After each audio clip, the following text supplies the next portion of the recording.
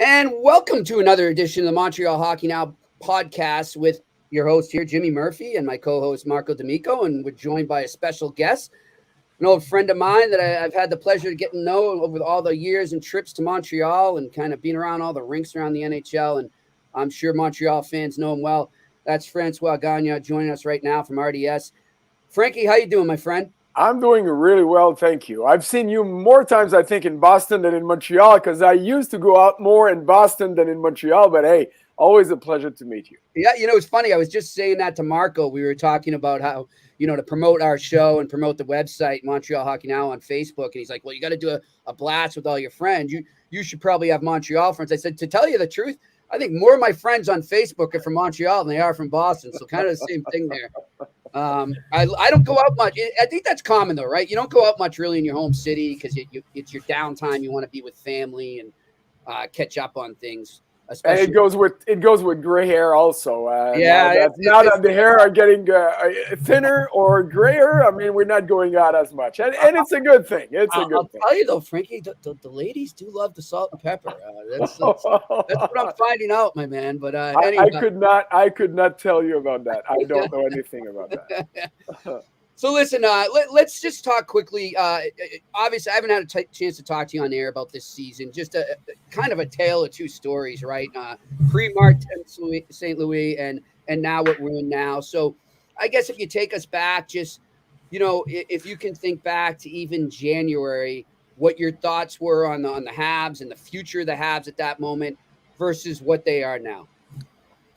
Well, it was a down point. I mean, it was obvious, and the changes were coming in. You had Jeff Gorton, you had Kent Hughes that was already in. You had things coming, but it was obvious that the team, the players that were in place, the ones that were healthy anyway, they had phased out the coach, and it was clear that for the Canadiens to take something good of this year, as bad as it was, they need to do something. I remember writing a column saying it might be time to think about changing the coach. And I got a load of crap because people were saying nothing good will happen anyway. Well, I said, yeah, something good will happen if they find the guy. Don't bring an interim coach that has no chance to stay. But if you feel that somebody will be able to take this and bring it to another level, give him the chance to start working right now. And that's exactly what happened with Martin St. Louis. Now, did I ever thought that Martin St. Louis would be the head coach of the Montreal Canadiens? No way I ever thought about it. Nothing. No, not even close of thinking about him. But, now that you see that he was willing to do the job, willing to leave his family back and come in Montreal and work his tail off, it was a great move because things are happening.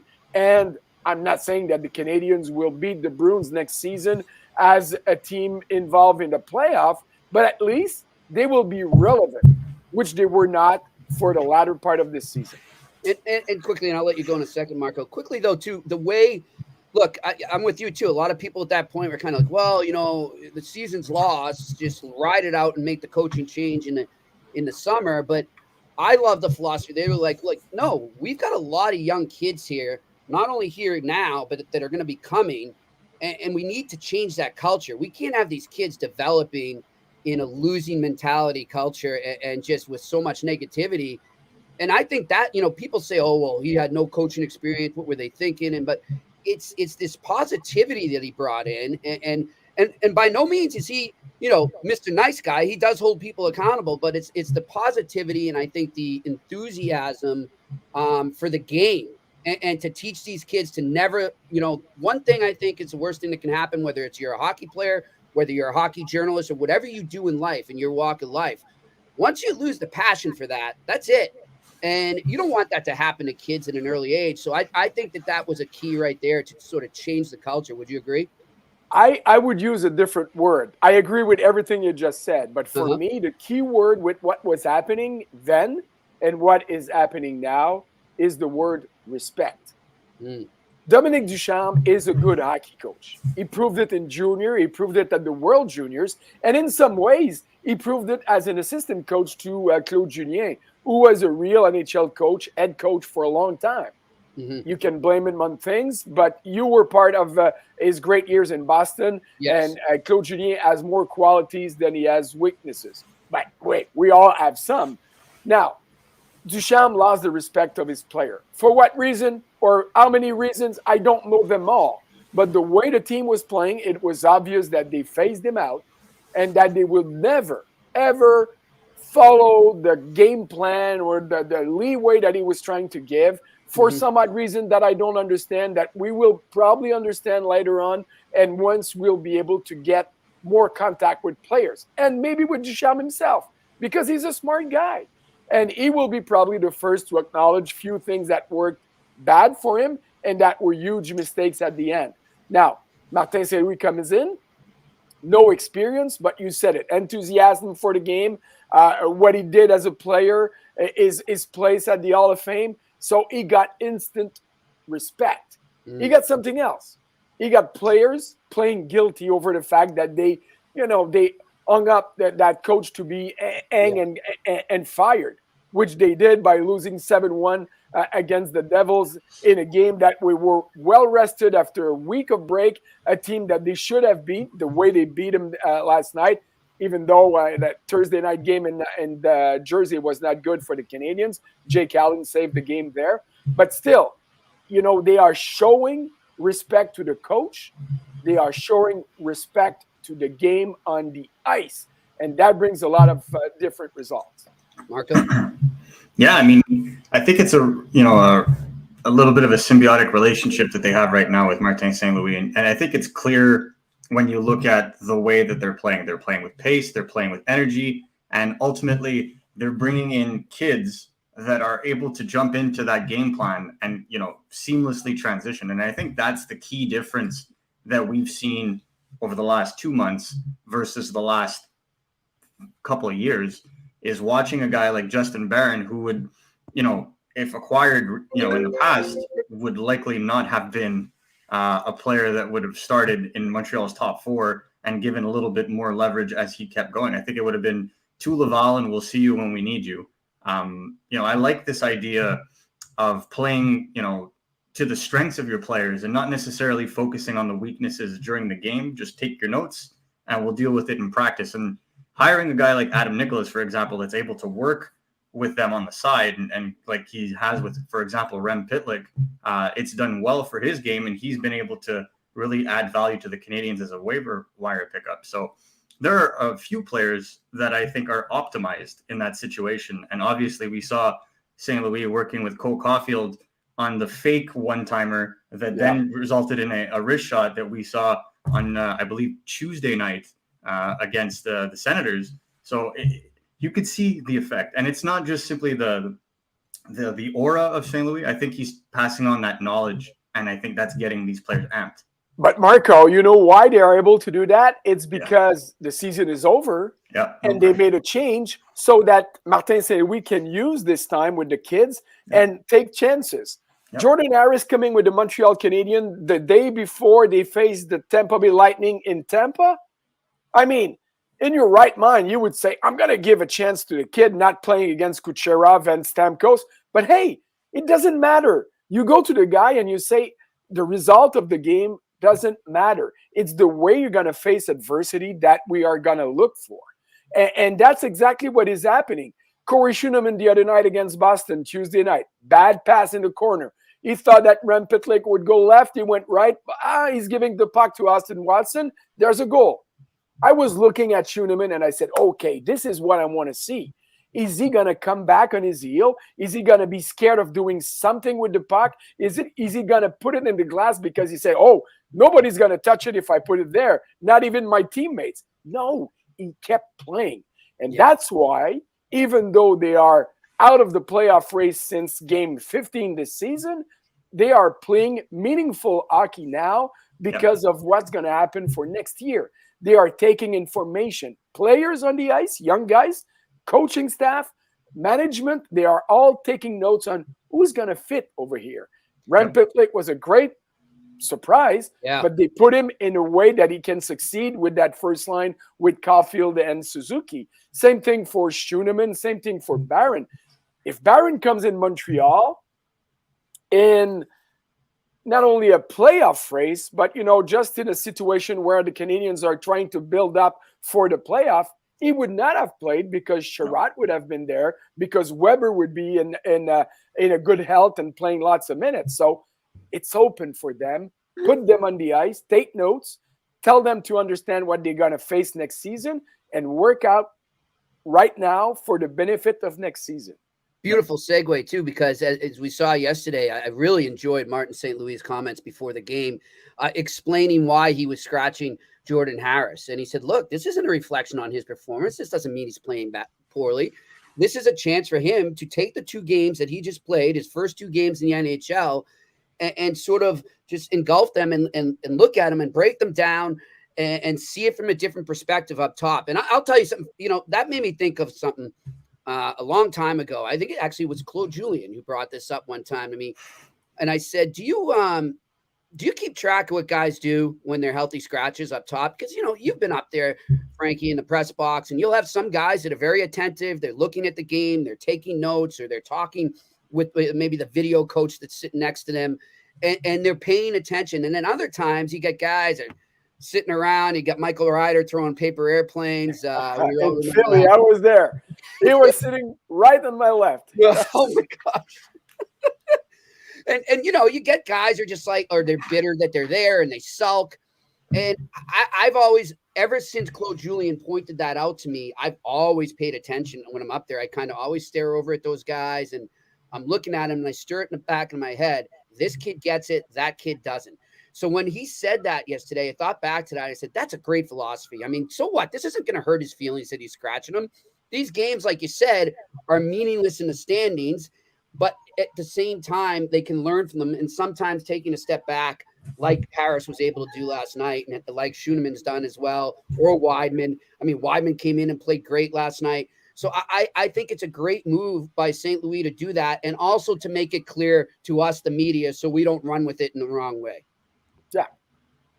But still, if you give me a chance, I would ask Martin St. Louis to bring Harris back as soon as possible in front of Kale Clegg, because Harris is more part of the future of the Canadiens than Clegg will ever be.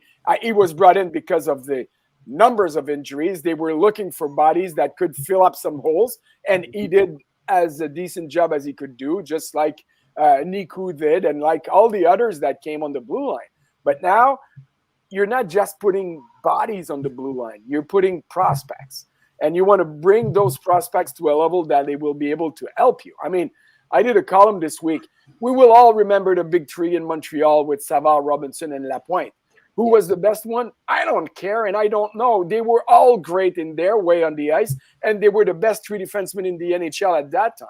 There will only be a big 3 in the history of the Montreal Canadiens, especially for an old guy like me.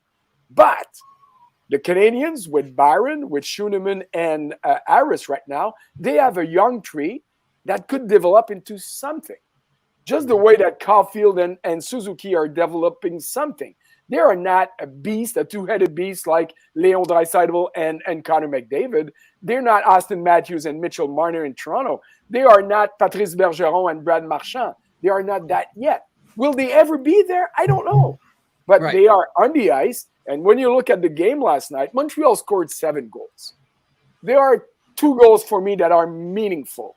The first one of Suzuki, because Cole Caulfield showed on that play that he can also give the puck not to the opponent, but to his teammate to give him good scoring chances. Mm-hmm. And Suzuki scored from the way where he's scoring most of his goal in that right-hand side face-off circle. Yeah, he's deadly from there at 5-on-5 or on the power play. And there's the other goal, that breakaway that Suzuki got. I mean, look at that play, guys. I mean, that was Tom Brady played by Suzuki looking at a puck. And, his wide receiver said, there's an opening here. I'm going to start running. And Suzuki, Caulfield is skating heads down, facing the opponent's zone. Yeah. And at some point, he feels that the puck's going to come. He turns around, boom, it's there, and he goes. That is meaningful goals. All the others, I don't care. The goaltender in Jersey gave up the game to the Canadiens. But this is what I'm talking about when I'm looking at those games and I say, okay, what am I seeing now that is going to be helpful for the next few years or more than few years, because those two guys will be pivotal for the Montreal Canadiens in the long run. Yes. Marco? Yeah, well, I thought about that play as well, especially that breakaway goal from Caulfield, because the first thing that came to my mind when he got that puck was early season Caulfield probably would have fumbled that pass, right? Because that was a hard pass to get flat and then go off, and he did it full stride, which goes to show the evolution in his game, the confidence in his game, because those are little details that they've modified that are allowing them to really excel offensively. And we've seen it. This is what, his fourth breakaway goal in the last 2 weeks. So his separation, his ability to utilize the puck at full speed, and then the shot, I mean, deadly. So I think we're seeing that shift. And we were talking about Jordan Harris before. Like, this is what I said to a lot of people. I don't think there's anybody in the NHL that knows and understands Jordan Harris better than Kent Hughes and Martin St. Louis. They've been around him for the last 4 years in Hughes' case, and 2 years for St. Louis. So they were going to bring him in slowly, and they know his personality. So I don't think that, there's much to be done in that situation. I think you're going to bring these guys in and rotate them, because that's the reality. I think St. Louis has got to be fair. He's got 9 defensemen soon to be healthy that he's going to have to rotate. And, they're taking notes. And this is all, like we said, this is all an evaluation. Yeah. And I look at, too, you've been writing about it. Marco's been doing a great job writing about these young kids coming. One of his recent stories was Jaden Struble and him coming along here, too. And again, there's another connection. I mean, Kent Hughes was his family advisor. And so I'm looking back when you start to put the pieces together and everything. And I remember when they brought Kent Hughes in and they were sitting up there on that stage, how many questions they were bombarded with. Well, is this just you bringing in your best friend? Is this just going to be a typical good old boys network? And it's not by any means. But what it was, and I think this was part of it, is the strong connections that Kent Hughes and Jeff Gorton had, or Kent Hughes has to some prospects coming, or Marty St. Louis has to some of these kids coming. People can make fun of Marty St. Louis that he never coached in the NHL or never even coached at an AHL or juniors. But one thing I can tell you is, through mutual friends, Frankie, is that Marty St. Louis is a rink rat, and he is around those rinks down in Connecticut a lot. And he would just go to games to watch these kids play. Of course, he's there watching his kids, but he would go to other games where he literally had no connection except just to watch hockey and learn about the new generation of kids coming. And I think we're seeing that in his coaching right now, because let's look around the league, man. It's all about skill right now. It's all about freedom. It's all about expressing creativity, so to speak, on the ice. And I kind of see St. Louis embracing that so far in his short time. Do you agree? I agree, but he made it clear when he came in. He used with the Canadiens, what he was using in youth hockey, as putting guys in a shorter span of the ice and working on their abilities. I mean, you guys are too young, but Scotty Bowman, who had the best team in probably the history of the NHL for many years with the Montreal Canadiens, his practices were simple. He didn't have to go at Steve Schott or Guy Lafleur and ask them and show them how to shoot the puck. They had that in their DNA. He never had to go to Robinson to tell him, hey, you should do a hip check on this side or that. He was bringing them together on the ice, complete short passes from tape to tape. And if they would miss that, that's when he would go, hard on them, and he would yell on them and be as hateful as he was and as hated as he was by his players. He was asking them to do basic things, and the rest will go in accordance because they were so good. Now, right. Martin St. Louis doesn't have that kind of team yet, and he might never get it because those teams come and go for once in a century. Yeah. But still, that's his approach, and that's why I was using the word respect. Make your kids, because some of them are kids right now, understand why you're doing things. And make a relation between what you're doing in practice and put it in play during the games.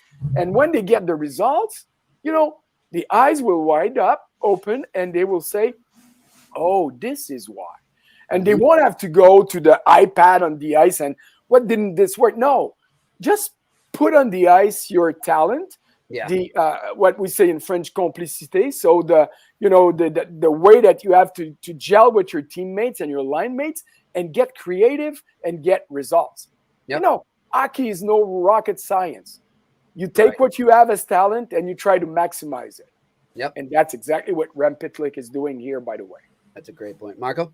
Yeah, well, I remember Justin Barron's first comments after his practice in Montreal was how creative the practice drills forced you to be in order to execute them properly. And I think that that's exactly that. You're not forcing or trying to impose a style of play. You're trying to change a way of thinking, to be more creative, to be more to prime your game more to your strengths. And we saw it with Justin Barron. They had been talking to him about utilizing his lateral skating at the blue line. How did he score his first goal? Lateral skating at the blue line, shot off the offside circle. And that's exactly what we're seeing, is pushing players to do what they do and enhance their strengths and then work on their weaknesses on the side. And Rem Pitlick, that's one of the big things, is when he was playing minor, he was a great shooter. And the question was teammate utilization. And we've been seeing him utilize his teammates far better over the last couple of weeks since they've been able to zone in on that, changing the way of thinking. We fast forward to last night's game, and Nick Suzuki's goal was a cross-ice pass from Rem Pitlick, again, utilizing his teammate properly. So change of thinking, and I think that will breed success far more than repetition of drills. For sure. Now let's while we stay on this coaching topic, some stories surfacing in the past week. Frankie, I think Elliot Friedman had it, and Darren Drager and a couple other people talking about, look, there's definitely mutual interest, and it's very more than likely that Martin St. Louis gets the interim tag taken off and becomes the head coach. But it's not a done deal yet, and there is always the family factor. And, you know, it's something that Marty St. Louis has asked the team. Let's address this later. I do have to at least think about that aspect of it. What's your gut feel on the whole situation? Well, my gut feeling is that Martin St. Louis will be the head coach of the Montreal Canadiens as long as he wants to be the head coach of the Montreal Canadiens. Yeah. And the way I see things, and you said it, I mean, he has close ties with Jeff Gorton and with Kent Hughes for some obvious reason. Kids played together and everything. And I may be wrong on this. I don't see a long-term contract, because Martin St. Louis doesn't need a long-term contract. Mm-hmm. First thing first, let's all be honest here. Long-term deal for coaches in the NHL is just a financial net that you will fall back on, because they all know that they're going to get fired at some point. Yeah. Martin St. Louis doesn't need money. No. He's more scared about the end of the world than the end of the month. So he's not doing this for a salary or for a paycheck. He's doing this for his passion. So, and again, I haven't spoke to Martin St. Louis about this, but that's the way I see things. Yeah. Whatever happens, a 3-year deal, a 4-year deal, a 10-year deal, I don't care. He's going to go a year-by-year base. Do I still like that job? Do I still want to do this job? Is my family still happy with me doing this job? That's all what he needs. So the interim tag that is on his shirt right now, he is the one who's putting him there. Because if it would be Jeff Gorton or Kent Hughes' decision, it would be pulled out. Or even Vincent Lecavalier would say, hey, Marty, let's go. We want you there. But he can say, let me deal with the situation. Now I know I can coach in the NHL. Now I know I can have the respect of my players. Now I know that I like the job. Yes. And he does really seem to like the job. Even his pressers after the game or after practice are really interesting. So I thought that for a guy that was always on the tougher side with reporters, he was one of the only guys in the NHL that would get me like on my heels, because I never knew how he would answer or receive questions. He was intimidating in his own way. But now he's listening to questions. He answers not only fairly, but he gives a lot of details. And when he's not sure, he says, I'm going to look at this and I'll come back to you. So for me, it seems like, for the moment anyway, he loves what he's doing. So on a year-by-year base, I still like this. My kids still know me as their dad, and my wife is still looking at me as her husband, and my face is not on a milk bottle somewhere trying to find out our dad or our husband.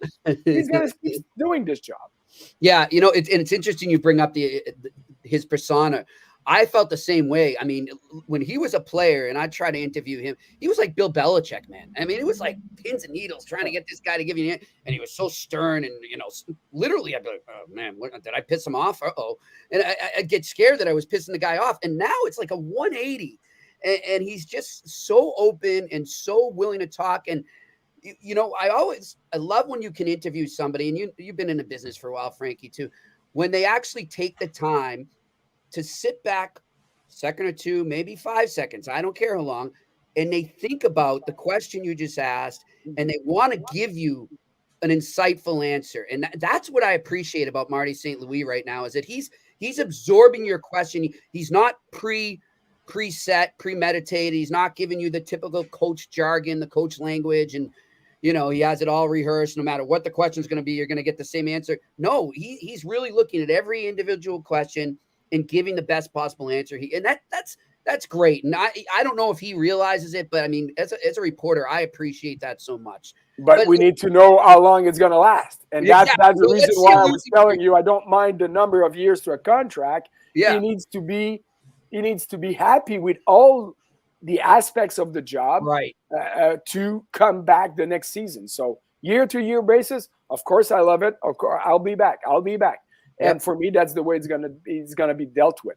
Now let's switch to a bigger elephant in the room here, and that would be Carey Price. And look, before Habs fans get on us right now, we're not trying to say they should trade. Well, I might be saying that, but we're not trying to say they should trade. If we say that we should trade him, it's not because we don't like Carey Price or we're disregarding all he's achieved. It's a situation right now that needs to be addressed. It's a crossroads for this organization for sure. We just discussed how much of the future is in play right now, both cap-wise and also just moving forward into a new era of Montreal Canadiens hockey. Can Carey Price remain a Montreal Canadien past this season in your eyes? Of course he can. Is that the best scenario for the team and for Carey Price and his family? That I'm not sure of. Yeah, because I don't see the Canadiens being a cup contender in the next 2 years or 3 years. But they will get better. And at some point, they will need the goaltender that Carey Price was and probably won't be in 3 years to get to the next level. So trading Carey Price is, as you said, it's something that you need to think of. Not only that you have, but you need to think of. Now, is he willing to leave? That question is mute right now because we don't know how good is he going to be when he's going to come back. And that's the reason why I think that he'll be in front of the net Monday when the Jets will be at the Bell Center. Yep. And we will go from there. Is he the goaltender that he used to be? He can still be one of the really good, maybe not the best anymore, but one of the good 3, 5, 7 good goaltenders in the NHL that will take a really good team to a cup contender. And it won't happen in Montreal. But before being able to talk trade and to say, okay, we'll be willing to keep 50% of his contract because there's no way he's going to go to Edmonton or somewhere else with a team with a cap situation if the Canadiens don't keep a lot of money. But before talking about that, you need to see if he's able to be on the ice the Carey Price that he used to be. And for me, that's the first part. After that, you'll see. Montreal already have the contract of Shea Weber. That is a bad contract, but in a good situation for a team that goes up to the ceiling and might need the LTIR factor to help them. But still, I mean, you cannot keep Carey Price contract and Shea Weber's contract in Montreal on a long period of time. Maybe another year, but not more than that. Marco? I think it's 100% that one of those contracts is gone by August. And I think it's more likely to be Weber's than Price's. And we were talking about it, LTIR team, and that's one way of looking at it. The other thing I'm looking at is there's a team in the desert that's going to be playing in front of 5,000 fans and has to hit the salary cap floor. What a joke. Yeah. So The way I see it is, Arizona has a lot of contracts on LTR that are going to be coming to an end. A lot of player contracts that are currently on injured reserve that are coming to an end this season. So they'll be able to take on Shea Weber's contract at the junction of the summer, should they feel like it. They were limited in doing so, I believe, during the trade deadline because they were at their limit. Yep. They were at the limit that they could use. Exactly. So that's something to look at. In terms of Carey Price, I think we've all hit the nail on the head. He's got to play. And I think that's the reason why he's coming back right now, is that he wants to prove to himself, first and foremost, that he can play. I think as any athlete, you're proud, you want to show you can play, you got to play. But I think that also sets things in motion, because if he proves to himself that he can play, there's the battle with the self, but then there's the perception. People see that Carey Price can play. Carey Price, even if Carey Price isn't necessarily the top goaltender he was before the surgery, he's an elite tournament goalie, in my opinion. Like if all the chips are down and you're going into the playoffs and you have Carey Price, you're set. You're going into an Olympic tournament, you have Carey Price, you're set. So I think he puts a team over. Now, how's that going to work financially? Yeah, maybe there is retention involved. 50% would be a little too rich for my liking. Because that's 5.25 over 4 more years. But I'm sure they can get creative fiscally to try and get it. But at the end of the day, the elephant in the room is that no movement clause. And it all goes back to Carey Price. Good segue. And that's what I want to get at. And I think it's something we need to address. Even if Carey keeps saying, I want to finish my career here. I know he's on record as saying that a couple months ago. He waived that no movement clause to go into that expansion draft. It didn't happen. They didn't take him. But the fact is, he was willing to do it, and that cannot be forgotten. That, to me, that's a big thing there. That lets the team know, well, look, he may be all sentimental right now, but when we sit down with him and everything, they can bring that up and be like, hey, you were willing to do it before. Will you be willing to do it now? And obviously, a lot's changed since then. He's been through a heck of a rehab and a heck of a battle to get back to where he is. But the fact is, he did do that. So for people out there, I have people laughing at me on Twitter saying he'll never waive that. He already did. So why not do it again? So that's something we need to keep in mind. But listen, I don't want to keep you too long, Frankie. We got a question here from somebody that is watching right now. Nicholas Sheehy is asking, can you guys speak about Michigan being eliminated with that stacked team, the Frozen Four last? Yeah, that was an upset to me. I'll tell you that. And also the prospect, Brett Stapley. I'll leave that to Marco because he is our prospect man. So why don't you take that one, buddy? You always love to see the Titans fall in these kind of tournaments. And I think Michigan was the favorite for many going forward. But Denver has that team defense. I mean, they're being led by Bobby Brink, Carter Savoie, and Brett Stapley, as we talked about. So, a pretty strong team. And throughout the entire season, that's what I liked about Denver's program. They turn players that are offensive into elite two-way players in the NCAA. And we saw it on display the other day. And again, we're talking about Michigan. I think they have 5 top 10 players on their team, a slew of other first rounders. At the end of the day, the game is played on the ice. And what we saw last night was what team defense will do versus a cast of all-stars. What do you think of Stapley? Is he coming? I mean, that's a toss-up in my opinion. I think, they already went and signed Luca Condotta and brought him to Laval. I think he played his first game the other night. And, you got to look at your contract situation, right? Because, the Canadiens have 30 contract slots as of this moment tied up for next year, 31 now with the signing of Heinemann.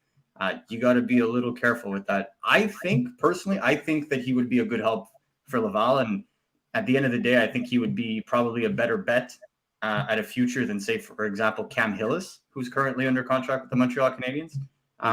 So it really depends what they decide to do in building out that depth in their minor league club. I like what Marco said about the development of the defensive mentality. Sometimes when fans hear about that, they say, oh, no, not Jacques Lemaire and Jacques Martin coming back to the NHL, but you need that. And by the way, when Jacques Martin was pushing on the defensive side in Ottawa, the Ottawa Senators were in the top 2 or 3 teams scoring goals because you need that to get to the other level. Yep. You know, now I'm getting older. I don't watch junior hockey as much, or not even more. I'm not going to games. I don't look at college hockey, and I don't even look too much to the Laval Rocket, because what I want to see is those players coming in when they are in the NHL. How do they play in the NHL? You can be great in junior, and I've seen some outstanding junior players that were never able to become a real NHLer. Now, does that mean that they won't be able to do it? No, and it's going to be interesting to see how they will find a way. But to put more emphasis on what Marco was saying, look at the Carolina Hurricanes. Oh, yeah. Look at the Canadiens in the last 10, 15 games. They made the Florida Panthers bad. Even in some victories of the Panthers, all the time. The Canadiens were looking like the best team on the ice at some point. Yeah. You know, they did the same thing last week in Tampa. Okay, the Bolts took it lightly, probably a little bit, but Montreal deserved that shootout win a lot more than the Tampa Bay Lightning. Mm-hmm. The only team that the Canadiens was not able to do anything against was the Carolina Hurricanes. Because of what?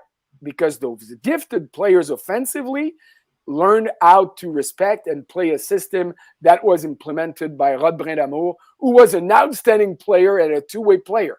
Great offensive guy, but he was a minded centerman that was winning face-off and knew what he needed to do to make his teammates and his team better.